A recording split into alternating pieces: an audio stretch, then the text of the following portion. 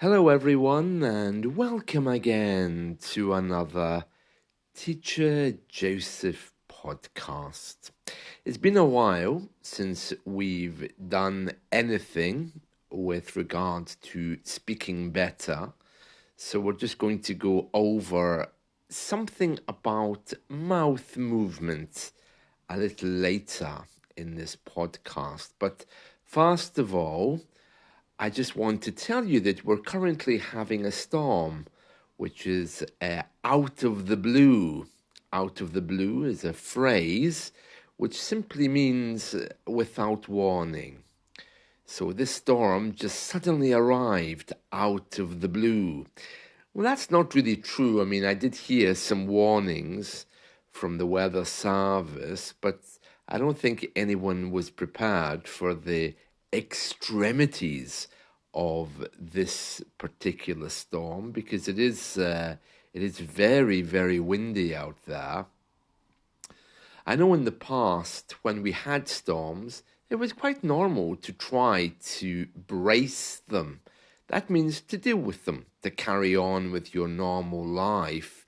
You still went out to catch a bus, you still would expect trains to run, but these days it seems those things just don't happen. They tell you to stay at home, they tell you to work at home, and all train services are cancelled. So yesterday they just shut down everything. And I'm thinking, where's that spirit of the British people? You know, that stoic attitude of keeping calm and carrying on, as we see in the T-shirts. I don't know. That attitude seems to have gone now. So that's a pity.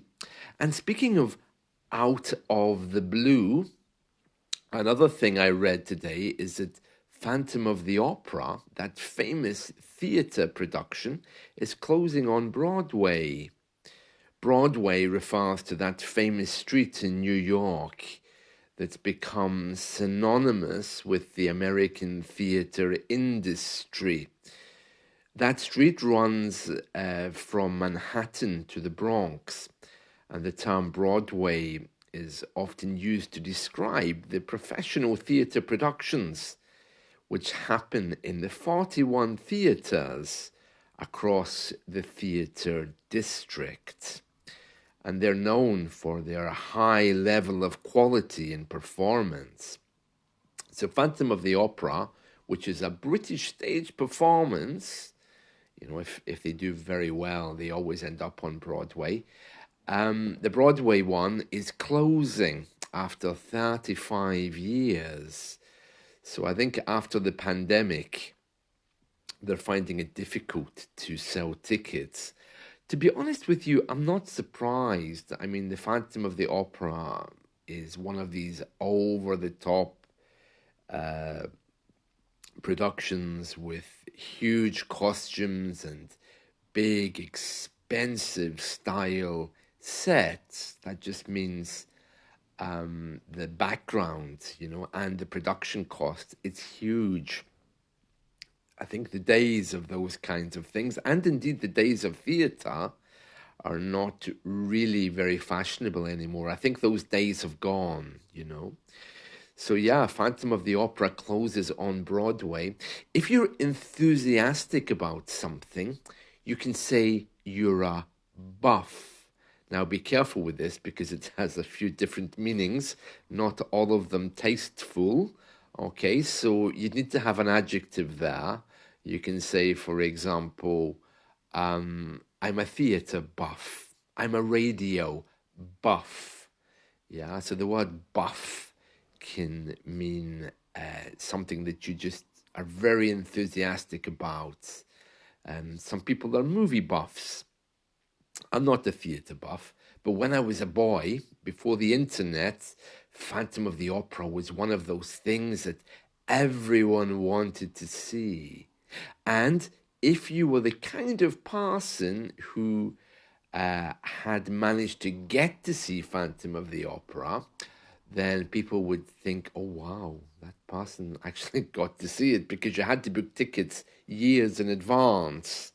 Of course, it's all changed now. People don't really care much about the theatre, but it does have a lovely soundtrack. And for those of you who've seen the movie, then you probably would really remember some of the wonderful songs. Yes, so it's closing on Broadway. I think there's a song, isn't there, on Broadway? Is that Neil Diamond? I don't remember. But anyway, getting back to our mouth movements, that's what we want to talk about today. So, as you all know, if you've ever had a lesson with me, I'm always telling you to pull your mouth down, to keep your top lip horizontal, and to move the bottom bit down. I mean, that's why when British people speak, well, more or less, many of us look evil because we don't smile. We look rather sinister. If you think of James Bond, for example, my name is Bond, James Bond. And then when our royals try to smile, oh dear, it looks disastrous. They have this way of smiling by pulling their top lip apart and showing teeth. Ooh. By the way, speaking of showing teeth, I was rather amused yesterday in a story in the newspaper about a woman who was in McDonald's and she saw this man sitting there who was unshaven, staring at the table, and she thought, oh, he's been there 10 minutes, he's obviously homeless. So she bought him a Big Mac meal. And she went and gave it to him and said, here's a meal. I hope you enjoy it. And just at that moment, the McDonald's staff member came over with a huge tray and said to him, oh, sorry for the wait, sir. I know it's been 10 minutes. Here's your food. So he wasn't homeless at all. And she was mortified. She was really, really embarrassed. So she very quickly left. I don't know. I think if someone did that with me, I would think it would be funny, you know. But yeah, she was mistaken. She said, you know, I was watching him, and my mind just ran away with my thoughts. I just assumed he was homeless. I'm not sure what's more scary about that: the fact that she was watching him for 10 minutes, or the fact that she was very condescending and bought him a meal. You can't make assumptions like that anymore, but I suppose it was a nice thing for her to do. But anyway, getting back to the mouth movement. So yeah, so just take your finger, put it on your top lip and pull your mouth down. And you'll notice your vowel sounds will immediately change. Don't try to pull your mouth from side to side. Just put your finger on the top of your lip and pull it down. Yeah? If you want to practice, you can say, for example, my name is. Yeah, and you hear the A sound, maybe you are saying it as or E, will have more of a roll to it. A and O, I, and U. These sounds are much easier to make if you hold your top lip in place. And once you get used to talking that way, you'll hear that it sounds much more natural. So you just keep your top lip stiff and you speak by pulling the bottom of your mouth down. You pull your chin down, basically. So that's a little tip for today. Also, when we speak, you'll notice that British people, we don't speak loudly. I mean, we sometimes raise our voices, but that's more of an American thing. You know, British people, we simply change our intonation and our stress to get what we want. So, for example, if you're talking to a British person and they're not happy, they might change their intonation. For example, I told you before not to do that. without raising the voice, okay, it seems that you didn't understand the first thing that I said. Yeah, so they speak with the same volume, but they obviously stress and let you know that they're not happy.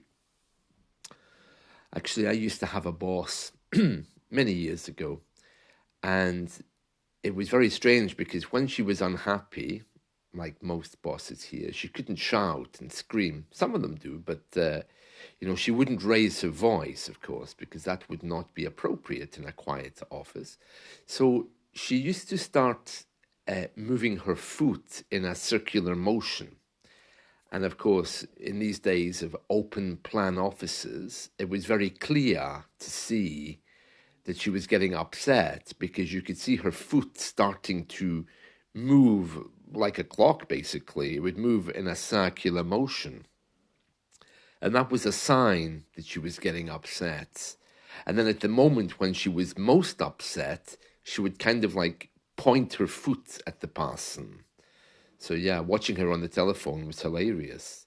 You could see that her foot would start moving clockwise, then it would move anti-clockwise, and then suddenly it would stiffen and point at something. Sometimes the person that she's talking to, if they were present. Yeah, yeah. Oh yeah, we all had that foot pointed at us many times. So anyway, it goes to show that we don't show our feelings clearly by, our body language. We can, of course, if someone's intimidating us, we can stand up to give a psychological idea that we're not okay with it, to defend ourselves. But generally, we, especially in the office, we keep a very straight tone without the volume being increased, and we simply change our tone. Now, that means that our volume stays the same, and that mouth movement coming down stays the same as well. Because when you start to shout, of course, your face changes and your mouth changes. It takes a bit of practice to keep yourself calm all the time, but it's very, very important. So, yeah. Anyway, back to the mouth movement. Top lip stiff, bottom lip is what you speak with. Okay, so you don't speak with the top of your mouth. And likewise, your mouth does not extend horizontally to your ears. Okay, even if you're happy, you don't pull your mouth like that. Okay, all the way along your face. You use your energy to pull your mouth down vertically, not horizontally. And if you want to smile, again, it tends to be mostly with the bottom lip that you pull, showing your teeth. Yeah, these are all aristocratic habits of British people. So there we are. And just to go over the phrase that I was using earlier, out of the blue, something that happens unexpectedly. You can hear there that I get my breathing right by taking a big deep breath in and pushing the words out, pulling my mouth down at the same time.